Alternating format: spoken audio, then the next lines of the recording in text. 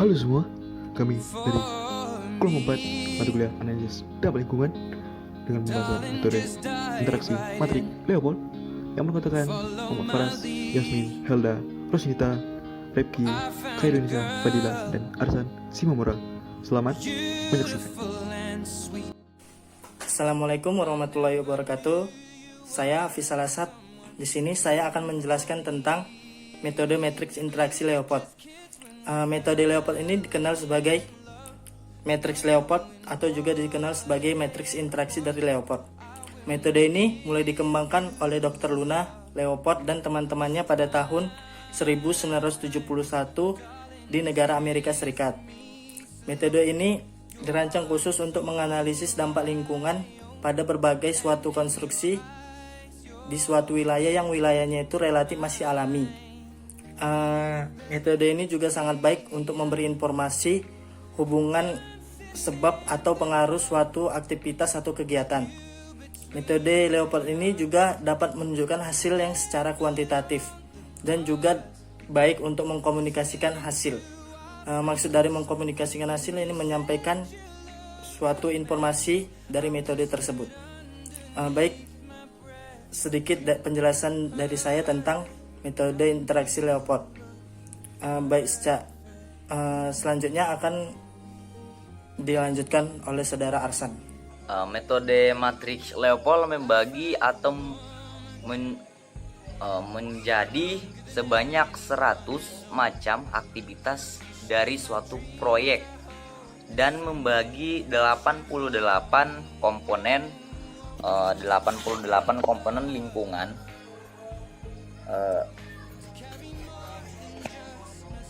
Matrik yang diperkenalkan oleh Dr. Luna ini membagi sebanyak 100 macam aktivitas suatu proyek dan membagi komponen 88. Nah, oke, cukup sekian dari saya. Selanjutnya akan dilanjutkan oleh saudari kita yaitu Helda Dia Ananda. Baiklah, saya Helda Dia Ananda akan melanjutkan penjelasan dari teman saya yaitu Arsan Simamora. Di mana suatu jenis aktivitas proyek tersebut merupakan penjabaran dari 11 kelompok kegiatan proyek yang terdiri dari: pertama, modifikasi areal dengan 13 aktivitas; 2. Perubahan lahan dan pembuatan lingkungan fisik dengan 10 aktivitas; 3. Ekstraksi sumber daya dengan 7 aktivitas; 4. Pemrosesan dengan 15 aktivitas; 5. Perubahan lahan dengan 6 aktivitas; yang keenam, pembaharuan sumber daya dengan 5 aktivitas; yang ketujuh, perubahan lalu lintas dengan 11 aktivitas; 8. Penempatan dan pengolahan limbah dengan 14 aktivitas; 9. Pengolahan bahan kimia dengan 5 aktivitas; 10. Kecelakaan dengan 3 aktivitas; yang terakhir, lain-lain dengan 11 aktivitas. Sedangkan 88 jenis komponen lingkungan yang terdapat dalam matriks merupakan penjabaran dari 5 kelompok komponen lingkungan sebagai berikut.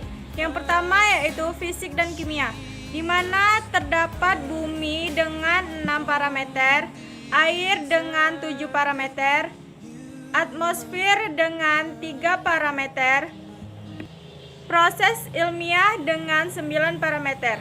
Yang kedua yaitu keadaan biologi, di mana terdapat flora dengan 9 parameter, begitu juga dengan fauna yaitu 9 parameter.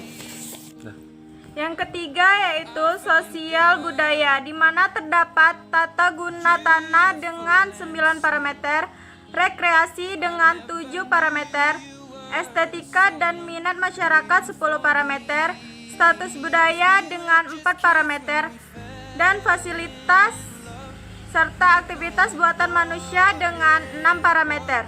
Yang keempat, interaksi ekologi dengan 7 parameter. Dan yang terakhir yaitu lain-lain komponen dengan 2 parameter. Baik, pada slide selanjutnya akan dijelaskan oleh teman saya yaitu Khairunisa. Assalamualaikum warahmatullahi wabarakatuh. Saya Veronisa. Saya akan mencoba melanjutkan penjelasan dari kawan kita Heldadia Ananda dengan judul metode metrik interaksi Leopold. Jadi dampak lingkungan dari proyek yang diidentifikasikan dengan membuat interaksi antara aktivitas dan komponen lingkungan. Jadi di sini ada beberapa langkah dari metode metrik interaksi Leopold itu sendiri. Jadi langkah pertamanya yaitu membuat metode metrik dengan menentukan dampak dari setiap aktivitas proyek pada komponen lingkungan.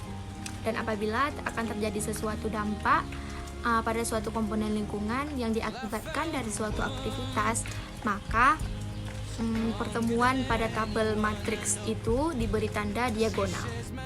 Selanjutnya langkah yang kedua yaitu setiap kotak yang ada diagonalnya akan ditetapkan besaran dan tingkat kepentingan dampaknya.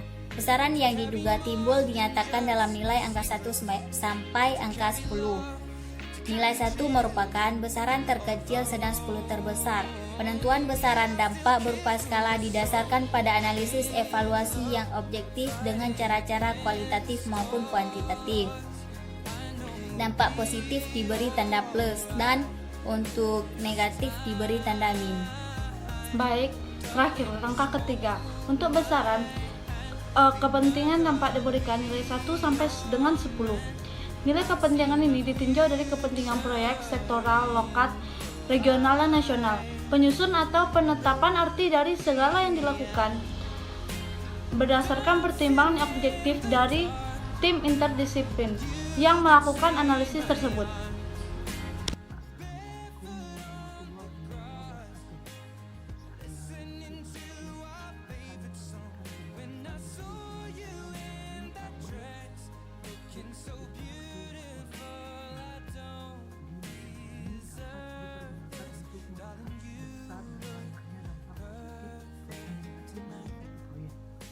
Matrik Leopold ini dinilai masih memiliki banyak kelemahan, terutama tingkat spesifikasi komponen kegiatan dan komponen lingkungan.